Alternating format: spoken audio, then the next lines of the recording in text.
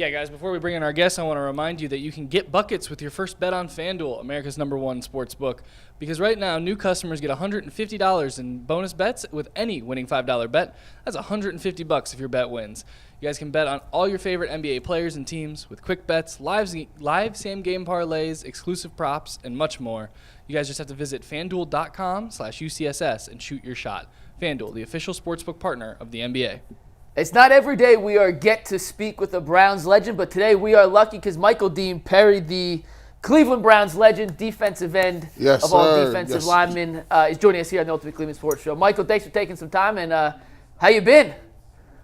Thank you guys for having me. I've been great. So, Michael, no complaints. I got to ask this to start, but we just saw Myles Garrett win Defensive Player of the Year.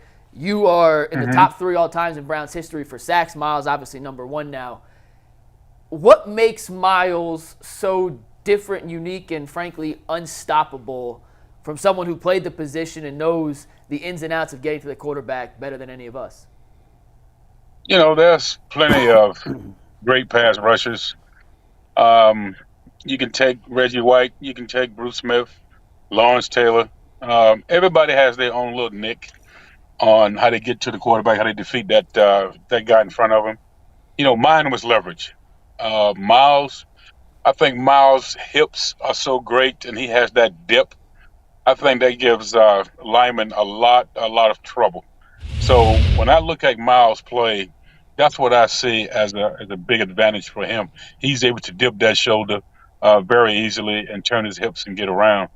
As a matter of fact, I called the complex probably a week ago to congratulate him. I didn't have his number, but I called to congratulate him that in being NFL Defensive Player of the Year. I mean, that's a great honor. The closest I got was AFC Defensive Player of the Year. So much love to him, and he deserves it. Yo, Mr. Perry, man, you played in Cleveland. I was born in '87. You played here 88 to '94. So I only know the stories and the tapes that my grandfathers and my uncles have shown me. But, you know, out of all the defensive tackles that's in the Hall of Fame, all of them dudes got 5 Pro Bowls. You got 6. You know, 4 times either All-Pro first or second team. You win the AFC Defensive Player of the Year your second year, and yet you in the Hall of Fame are very good. In your opinion, because your resume is crazy, what do you think is the issue with the Hall of Fame voting system? Well, number one, I'm pretty much laid-back guy. I don't stay in the public eye. You know, I did what I had to do when I was playing. I enjoy playing. I enjoy playing in Cleveland. And, you know, if I was on the radio or doing TV, I'm pretty sure I would have been in a long time ago. And it's funny that you say that because about 4 or 5 years ago, a guy brought that to my attention. He said, I can't remember who it was, but someone wrote an article in Sports Illustrated, and they said that out of all the defensive tackles, and this is before Seymour and Bryant was inducted a couple of years ago. It was before those 2 guys came in. And he said, you know, they did a search and said, like you just mentioned, there were, I don't know how many defensive tackles, but anyone who had 4 or more have been selected to the Pro Football Hall of Fame. The only guy who was not was myself. And I was like, wow, I didn't realize that. So by you know, making that comment, I think others are talking about it. Hopefully, you know, I'll get inducted. You know,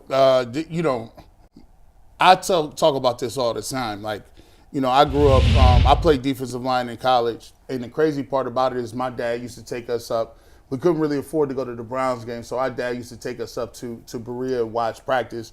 And he used to always say, hey, make sure you watching Michael Dean in the middle. Watch his get off, quick as a cat. And I didn't really get it until I started like looking at my position and watching.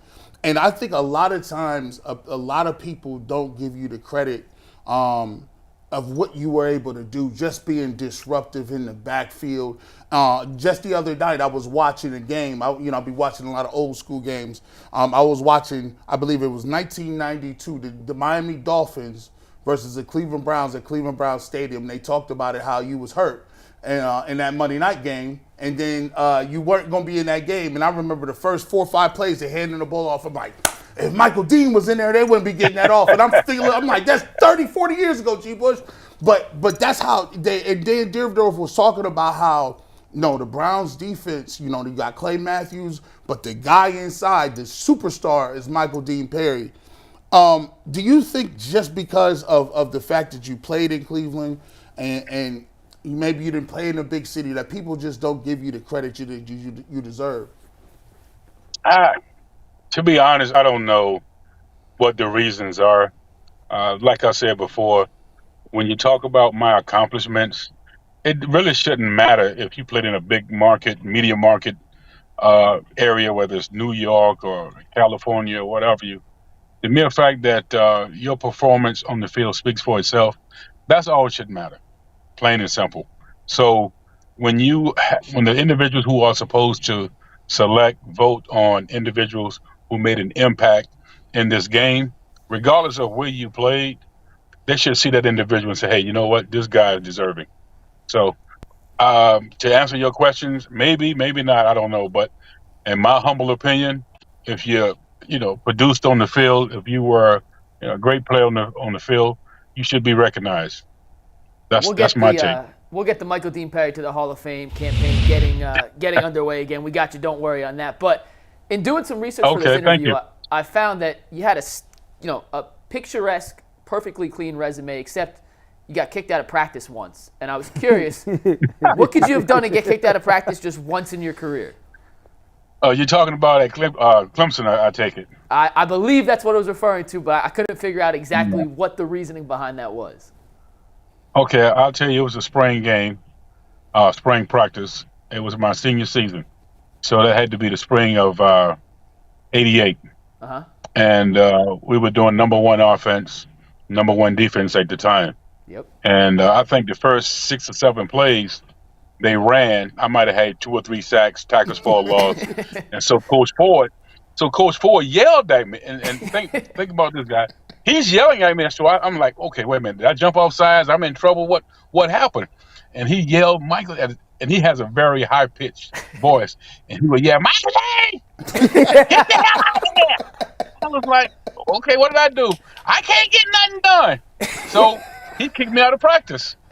And, people still talk about that story because if you know Coach Ford, he was a very tough individual, and it took a lot for you to get kicked out of practice. And that was one of the things that, matter of fact, he tells that story as well.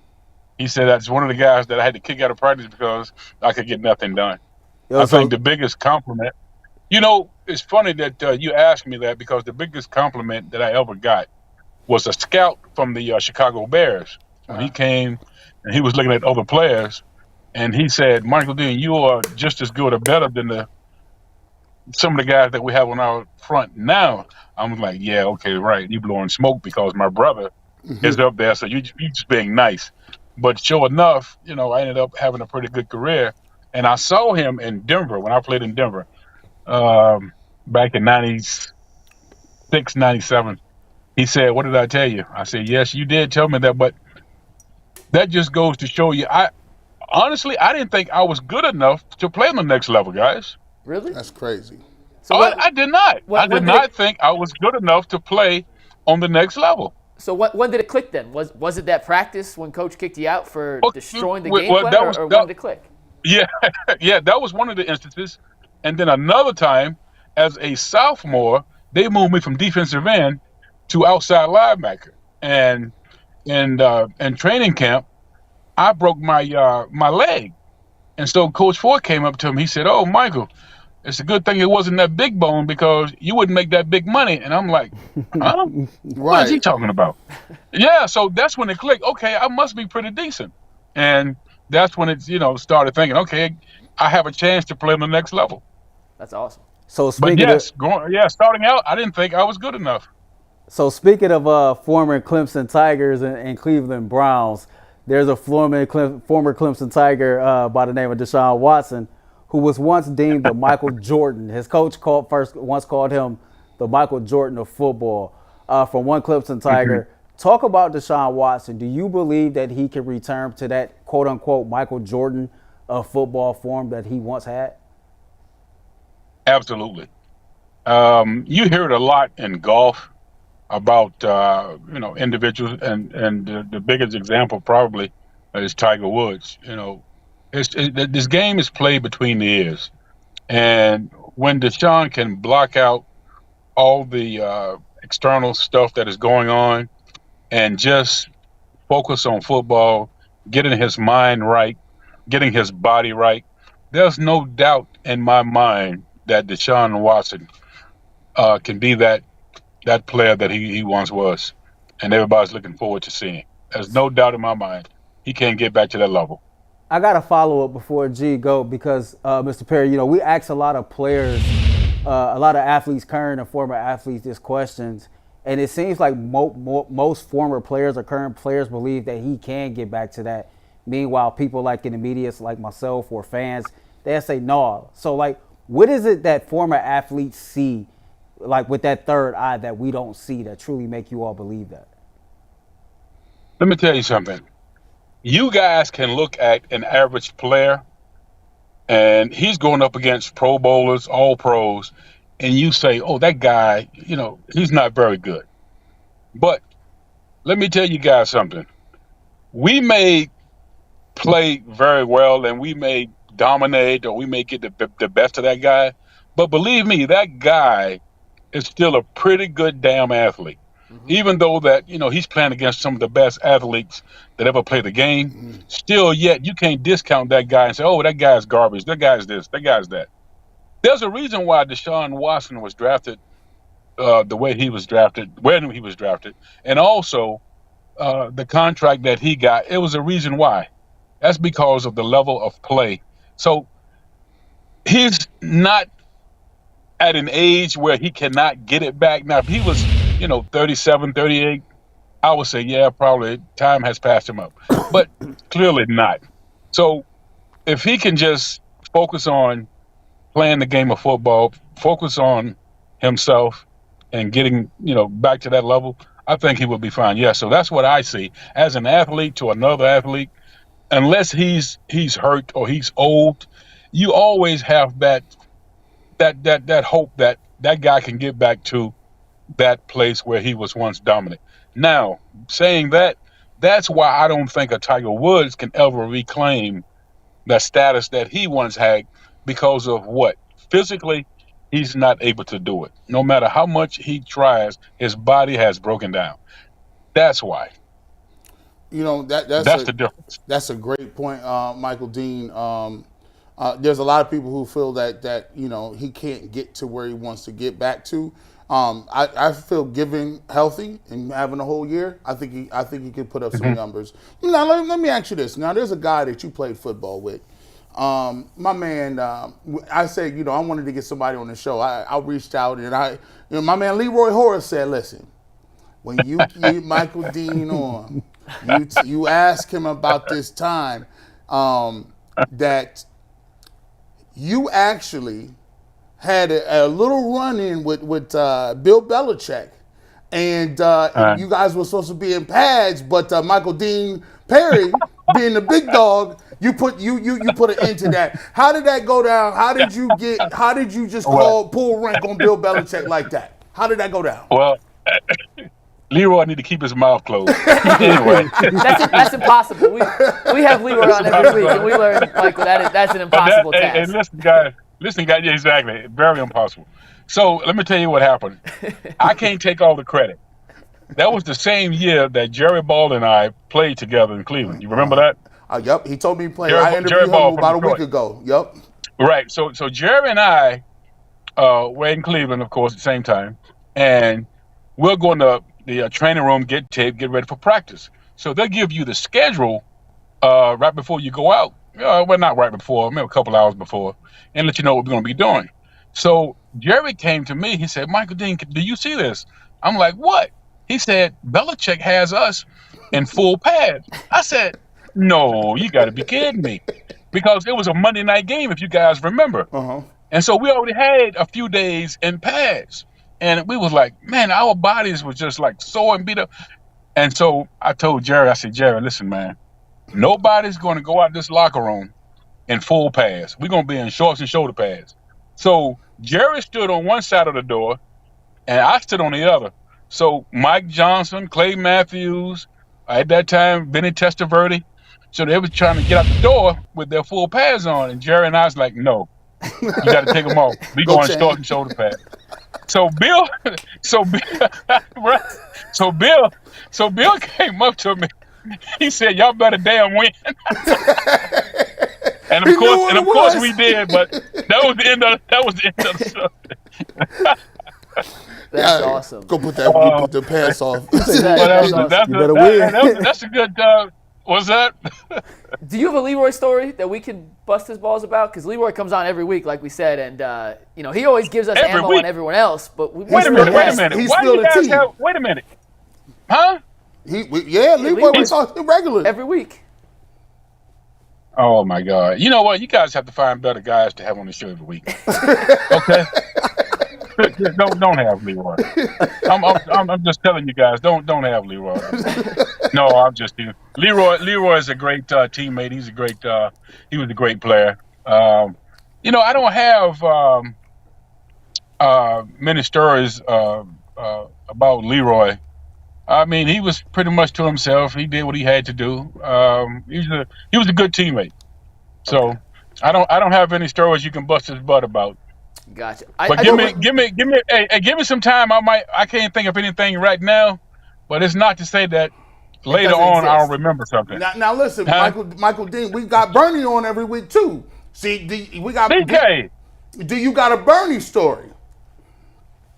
You know what my story concerning Bernie? You know what I always said? What? I said if I played against Bernie every week, I have 30 sacks a year.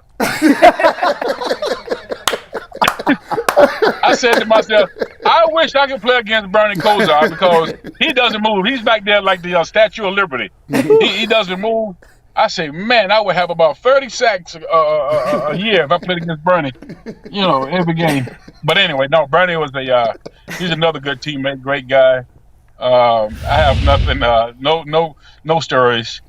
I know that, wait a minute, I back up. I digress. So we were at practice. Bill, I think it was his first year in Cleveland. And so we're in practice, right? And Bill was just, Bill, he was just irate to the point of he just all on everybody. And so Bernie tells Bill, he said, lighten up, go get you some. And what did Bill say? So Bill had this look like, boy, if I could strangle you right now, I would. But anyway, that was ask Bernie about that one. He'll tell you. It was funny. I got two quick ones here for you, Michael. First, one of the I would say weirdest anomalies of the entire NFL this season was how good the Browns defense was at home and how much they struggled at certain aspects on the road. Can you put a finger on any idea why that may have been the case? It could just be simply the quarterbacks they played and the quality of teams they played at home versus the road. But from your playing days, is there anything you could take away from why one team would be so good in front of their home crowd and just nowhere near that same level on the road, or just aberration? Yeah. You have an advantage, of course, when you're on defense at home because you got to deal with the crowd. And I tell people all the time is that I love playing in Cleveland Stadium because when the fans got behind you, I mean, when we were really playing, I mean, it was tough for offenses to audible, to hit a snap count. So that's the big advantage. But here again, when you talk about championship teams, I've never experienced that. Closest I came was AFC Championship game. But those are the teams that play well on the road as well as at home. And Cleveland can be that team. I mean, they have the players in place, a couple of players here and there. I heard you guys talk about a wide receiver here and there, which would help. So, yes, we're close, no doubt about it. But in order to be that elite team, to go to the next level, then you have to be consistent and play ball like you play at home. And, I don't know it should be that big a difference from home to playing at home and then playing away. I think it's mental. When you get there, I don't know. I don't have an answer for you. It's one of those aberrations. And I wish I did. Wish I did, but because it didn't matter to me. I can only speak about myself. And when I played, it didn't matter to me if I played in Cleveland, which I enjoyed playing, or I played in Houston, or I played in Denver. It didn't matter. I was going to come out and give you 110% every single game. So, that's a head scratcher for me. I wish I had a better answer, but I don't. Hey, we're looking for the same answer too, so it's not just you. When you look at your resume, though, Michael, you have 3 All-Pro teams on it, 6 Pro Bowls, but maybe the most impressive thing that you've done is McDonald's named the cheeseburger after you, the MVP. Yeah. Is that? I mean, there it is right there, the triple cheeseburger with bacon. That has to be the crowning achievement of any player or any person's career. It doesn't get better than that. No, it really doesn't, and it tastes pretty good too. I think I got that commercial by default. But yes, that was a wonderful time to be recognized like that and to have a burger named after you. I mean, not many people can say that. So yes, that was one of the great moments, great times. So, Mr. Perry, man, I'm from Cleveland. Asked me to do that.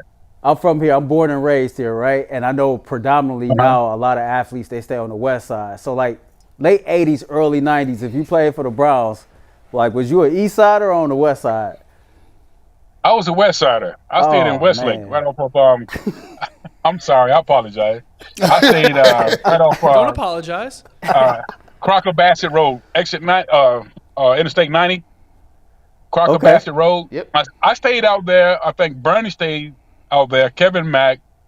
Who else was around there? I want to say Webster Slaughter. He was close. Yeah, same development. So we had 4 or 5. Anthony Pleasant. We had a number of guys stay in Westlake area. Don't nobody stay. Don't hold that against us. Don't hold that against us. Hey, touche, man. Now this is, this is Go ahead. This is crazy. You gotta bring it up. Like, when did you? Because this is me and my brother. We got to play with each other in college. So I played defensive line. He played offensive line. What was it like seeing your brother go like from he was a guy that was a defensive tackle to, becoming a superstar overnight by like when we was growing up, I was too big to run the football. But when Refrigerator Perry got to run the ball in the Super Bowl, it changed all the big boys' lives. It changed my life because it was hope. It was hope that one day my coach was going to throw me back there and get it in. Did you ever want to get the football in Cleveland because you saw your brother doing it? Like, how was that? No, I never did. That's one of the things that Dicker came up with, and it worked out for him. So kudos to him, and I was glad to see him do as well as he did. But I will tell you this: one big guy to another. You know what that did for us? What was that? Huh? It brought sexy back to big people. Because Fridge was like, hey, back then, Fridge was, when you say 85 Bears, they like, oh, that's the Fridge. He was probably getting, that's right. He was, the ladies must have loved him back then. It was just. Hey, and you know what? You know what's so amazing when we go and do autograph signings? It's like 1985 never stopped for him. You would think the Bears won the Super Bowl last year. It's amazing. It just keep going. It won't stop. You be looking at him like you know you ain't in playing shape no more. Exactly. Awesome. Well, Michael Dean, we really appreciate you joining us today on the Ultimate Cleveland Sports Show. Anytime you want to come back, we'd love to have you. The stories and insight was phenomenal. Best of luck with whatever you're doing moving forward, and we really appreciate you taking a few minutes out of the day. We gotta give you 3 of Leroy's days, 2.5 of Leroy's days. That sounds good to me, but listen, I'm not going to forget you guys. When I remember a Leroy story, I'll call you guys up and let you know. All right. Perfect. Thank you so much, Michael. Really appreciate it. Nice talking with you guys. Take care of yourself. Okay, you too. Michael Dean Perry. Yo, I love talking to OGs, man. Yeah. Like, I love that. That's one of those people, like, you meet them at a cigar lounge, you get you a nice Cohiba, and you just sit back and enjoy story time. You got to think about it. Like, I grew up And these guys I got all the posters, right? So for me, I'm like, man, listen, I interviewed Michael Dean Perry. My dad be like, man, that's crazy. You growing up from watching him on TV saying, watch this dude in your position till you get it. It's just cool. And he's one of 12 kids, by the way. Like, he's the youngest of 12. William was the 10th youngest. Like, I don't even maybe bad job out of us for not asking about the other 10.